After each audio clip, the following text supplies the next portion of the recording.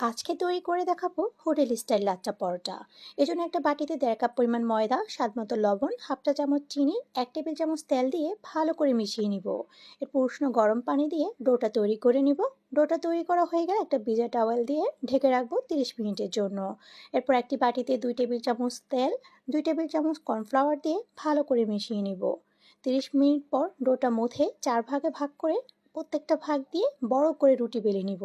এবার রুটির উপরে কর্নফ্লাওয়ার মিশ্রণটাকে ভালো করে লাগিয়ে নিব।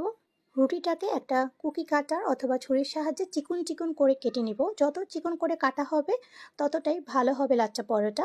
এরপর কাটা অংশগুলোকে একসঙ্গে ভালো করে মুড়িয়ে নিয়ে এরপর আমি পেঁচিয়ে গোল করে নিয়ে হাত দিয়ে চেপে চেপে একটা রুটি তৈরি করে নিব।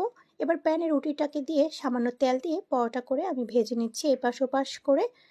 পরোটাটা ভাজা হয়ে গেলে হাত দিয়ে জোরে প্রেস করলেই এর প্রত্যেকটা লেয়ার খুলে আসবে। আর আমি এটাকে মাংসের সাথে পরিবেশন করে দিচ্ছি। চাইলে আপনারা মাংস চা যে কোনো কিছুর সাথে এটা পরিবেশন করে দিতে পারেন।